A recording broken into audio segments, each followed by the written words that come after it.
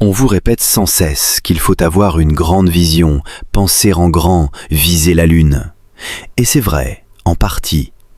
Mais si vous regardez de près les parcours des entrepreneurs qui ont bâti des fortunes durables, vous découvrirez un trait commun que les livres de développement personnel oublient souvent, une obsession maladive pour les détails.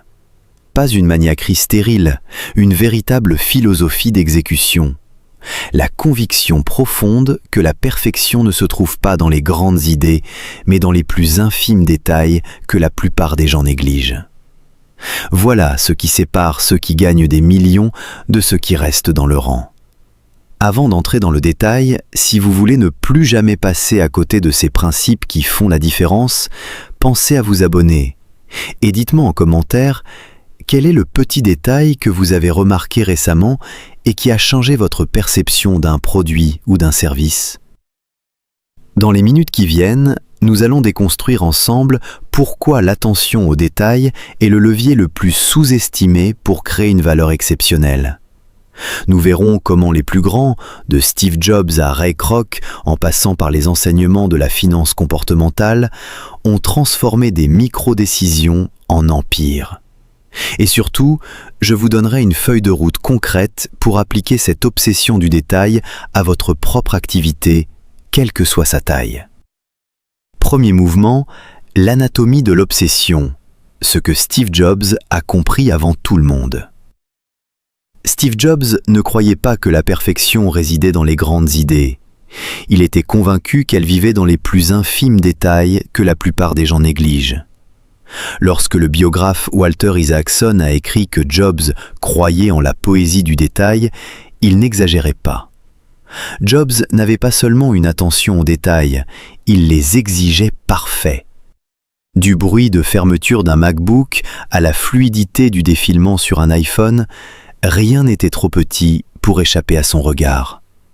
Il résumait souvent cette philosophie par une phrase simple : « Dieu est dans les détails ». Ce n'était pas un slogan marketing, c'était un principe directeur qui a façonné la conception, la culture et le développement des produits Apple. Mais là où Jobs poussait son obsession à un niveau presque inconfortable, c'est dans les détails invisibles.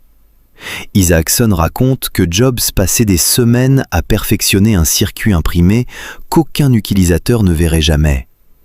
Sa justification ? Je veux que ce soit beau, même à l'intérieur de la boîte. Pensez à la folie de cette exigence. Des semaines de travail sur un composant que personne ne verra jamais. Et pourtant, c'est exactement cette rigueur qui a bâti la confiance dans la... Troisième mouvement, la standardisation des détails. Comment Ray Kroc a bâti McDonald's sur des microprocessus. Si Steve Jobs a démontré la puissance de l'obsession du détail dans le produit, Ray Kroc l'a démontré dans le système.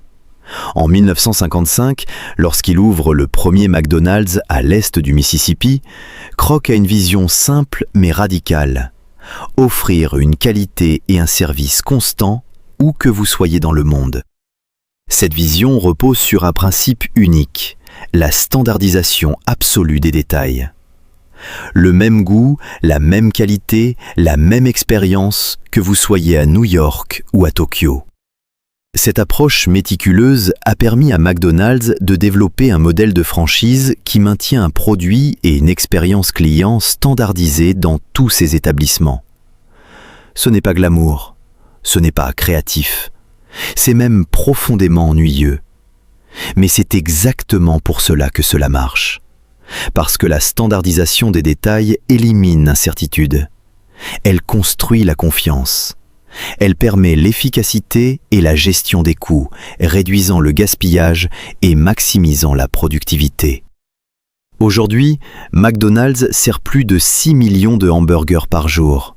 Et une citation de Ray Kroc résume parfaitement l'importance de cette pensée systémique.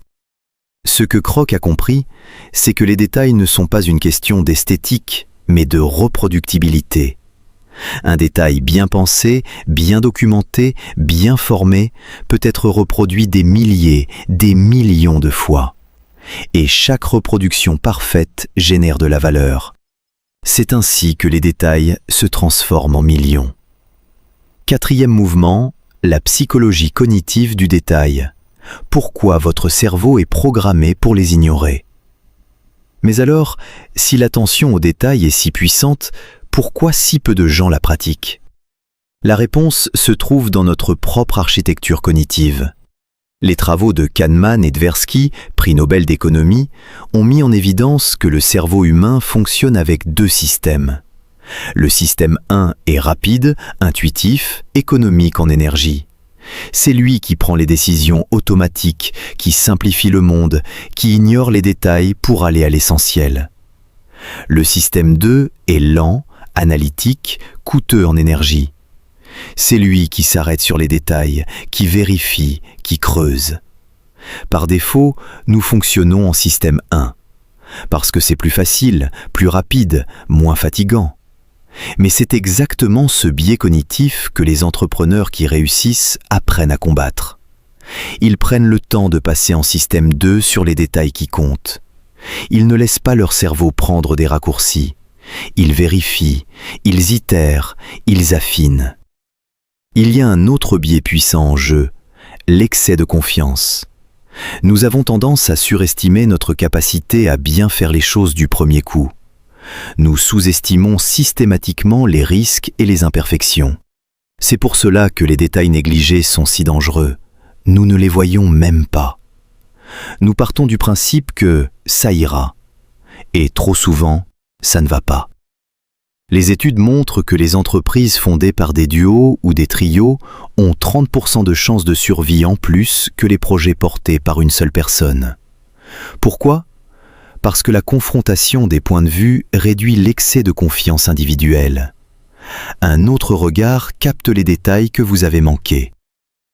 5e mouvement, le retour sur investissement du détail. Comment les micro-optimisations créent des millions. Passons maintenant aux chiffres, parce que c'est là que la théorie rencontre la réalité. L'obsession du détail n'est pas une question de perfectionnisme esthétique, c'est une question de rentabilité.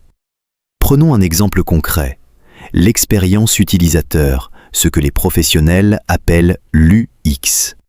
Selon une étude de Forrester, chaque dollar investi dans l'optimisation de l'expérience utilisateur rapporte en moyenne 9,9 $. C'est un retour sur investissement de près de 900%. À ce niveau, refuser d'investir dans les détails de l'expérience client n'est pas une économie, c'est une perte sèche. Les chiffres sont encore plus frappants. 88% des utilisateurs ne reviennent pas sur un site après une mauvaise expérience. Une mauvaise expérience, c'est quoi? C'est un détail. Un formulaire trop long, un bouton mal placé, un temps de chargement excessif. Des détails qui coûtent des clients. Et à l'inverse, une refonte complète de l'expérience utilisateur peut augmenter le taux de conversion de plus de 200%. Cette logique s'applique à tous les secteurs. Dans le e-commerce, les meilleures pratiques sur le parcours d'achat, ce fameux checkout UX, peuvent générer jusqu'à 35% d'augmentation du taux de conversion. Vous voulez gagner des millions? Commencez par optimiser le détail du bouton « Acheter ». Amazon, qui a réalisé un chiffre d'affaires de 213,4 milliards de dollars au 4e trimestre 2025, a bâti son empire sur cette logique. Chaque micro-optimisation du parcours client, chaque simplification du processus d'achat, chaque seconde gagnée sur le chargement d'une page se traduit par des millions de dollars de chiffre d'affaires supplémentaires. Ce n'est pas magique, c'est mathématique. 6e mouvement, la méthode pratique. Comment devenir obsédé du détail sans devenir fou. Maintenant que nous avons établi pourquoi l'obsession du détail est cruciale, passons à la partie pratique. Comment faire? Comment cultiver cette attention sans sombrer dans la paralysie? Premier principe, créer des listes de contrôle. Les pilotes d'avion n'ont pas une mémoire parfaite, ils ont des checklists. Avant chaque vol, ils vérifient méthodiquement chaque détail, dans l'ordre, sans exception. C'est ce qui rend l'aviation si sûre. Appliquez la même logique à votre activité. Pour chaque processus clé, créez une checklist. Pour l'accueil d'un nouveau client, pour la livraison d'un produit, pour le suivi post-vente. Ne laissez rien à l'improvisation. Deuxième principe, documentez tout. Ray Kroc n'a pas bâti McDonald's sur le talent individuel, mais sur des procédures écrites. Un détail qui n'est pas documenté est un détail qui sera oublié. Prenez le temps d'écrire vos processus, même les plus simples. C'est ce qui permet la reproductibilité, la formation, l'amélioration continue. Troisième principe, faites des revues post-mortem. Après chaque projet, après chaque vente, après chaque interaction importante, prenez 15 minutes pour noter ce qui s'est bien passé et ce qui aurait pu être amélioré. Les détails qui clochent aujourd'hui sont les opportunités d'amélioration de demain. Quatrième principe, externalisez ce qui n'est pas stratégique, mais contrôlez ce qui est critique. Vous ne pouvez pas tout faire vous-même, mais vous pouvez définir des standards clairs pour tout ce que vous déléguez. Un détail mal exécuté par un sous-traitant reste un détail qui nuit à votre marque. Cinquième principe, acceptez le compromis raisonnable. L'obsession du détail ne signifie pas la paralysie. Certains détails ont plus d'impact que d'autres. Utilisez la loi de Pareto. 80% des résultats viennent de 20% des détails. Identifiez les détails qui comptent vraiment, ceux qui créent la confiance, ceux qui réduisent les frictions, ceux qui augmentent la valeur perçue, et concentrez-y votre énergie. Septième mouvement, l'obsession du détail comme levier d'indépendance financière. Enfin, comprenons comment cette philosophie se traduit en liberté financière. L'indépendance financière repose sur un principe simple, générer des revenus supérieurs à vos dépenses de façon durable. L'obsession du détail agit sur les deux leviers. D'un côté, elle vous permet d'augmenter vos revenus. Un client fidèle parce que vous avez soigné chaque détail de son expérience, c'est un client qui revient, qui dépense plus, qui vous recommande. De l'autre côté, elle réduit vos coûts. Une optimisation méticuleuse de vos processus élimine le gaspillage, réduit les erreurs, diminue les coûts cachés. Les entrepreneurs qui appliquent ces principes voient leur marge s'améliorer de 15 à 20% dès la première année, grâce à l'automatisation et à la réduction des coûts fixes. Ces marges supplémentaires, réinvesties ou épargnées, accélèrent considérablement le chemin vers l'indépendance financière.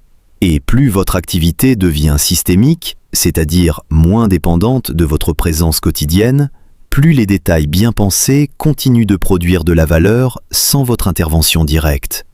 Huitième mouvement, les erreurs à éviter. Attention cependant à ne pas tomber dans les pièges classiques. L'obsession du détail peut devenir une maladie si elle n'est pas canalisée. Évitez le perfectionnisme paralysant. Un produit à 90% qui arrive sur le marché aujourd'hui vaut infiniment plus qu'un produit à 99% qui n'arrive jamais. L'obsession du détail doit s'appliquer à l'exécution, pas à la préparation infinie. Évitez aussi l'inversion des priorités. Certains entrepreneurs passent des heures à peaufiner leur logo, alors que leur offre n'est pas encore validée. L'ordre est simple. D'abord, la proposition de valeur, ensuite l'expérience, ensuite les détails esthétiques.